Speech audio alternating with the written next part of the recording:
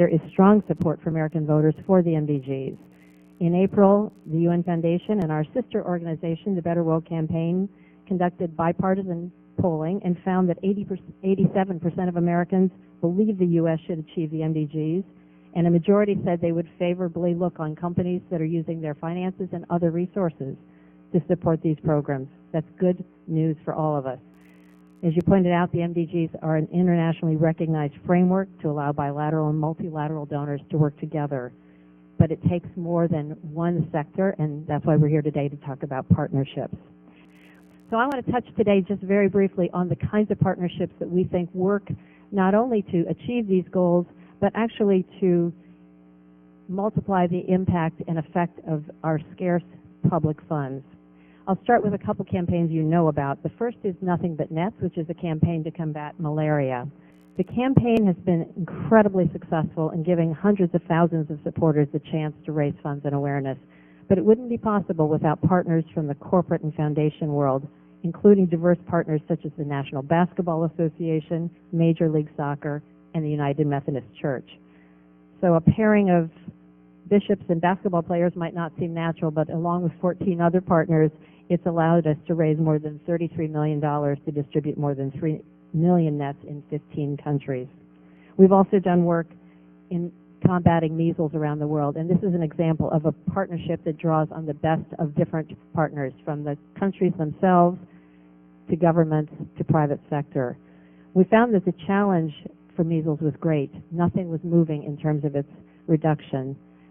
But in the last 10 years, measles deaths have dropped 10% a year in Africa. One organization on its own could never have done this, but it took a partnership.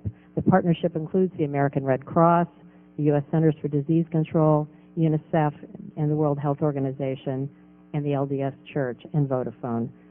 We've done work in measles, malaria, and polio, and as you mentioned, Rotary International has led perhaps the most successful partnership of all in almost eradicating that.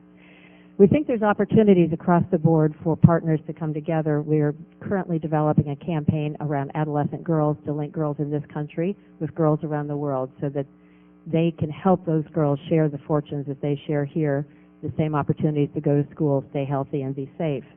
We're also working on a partnership to bring organizations together who care about the same issue, freeing up women and children from the dangers of black carbon and cook stove smoke when they are cooking. This is a major effort and has brought together many, many different partners. And we have a major partnership around mobile phones, using them to increase the ability for health workers, as you pointed out, Congressman Smith, to reach those mothers and children who most need it. We've created partnerships with the World Health Organization in 22 African countries so that they could use mobile phones instead of the previous pen and paper to collect data, share information, and help. All of those experiments in partnerships have led us to know a couple different things about partnerships that we think would be worth sharing with this committee as we think about making partnerships successful and an important part of the U.S. commitment to meeting the MDGs. First, in any partnership, it's important to bring all the partners and recipients together at the table from the start. Co-creation is essential. Second, partnerships succeed best when everyone has a clear role to play and can play from their strengths and competencies and not just financial resources. Third, we think partnerships work best when they take the time to create full business plans with clear goals and objectives, serving the various interests of the diverse partners. Fourth, the UN, which traditionally had not been a partner-friendly organization outside its normal member state environment, is becoming much more adept and successful at partnerships, and so is the U.S. government. And so too are the governments in the countries in which we are trying to make a difference. They are our essential partners at the end of the day. And fifth, Congress has an important opportunity to support public-private partnerships in support of the Millennium Development Goals.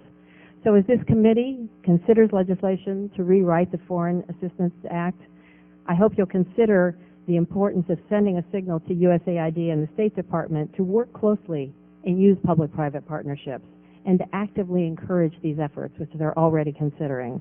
Given scarce public and private resources, it's imperative that money be well spent and effectively coordinated. So in conclusion, I just want to say I'm really proud that the foundation has had a successful history of partnerships, and looking forward, we continue to look for opportunities to expand them and scale them up, because we think that's the most effective way we can help achieve the Millennium Development Goals. Thank you very much.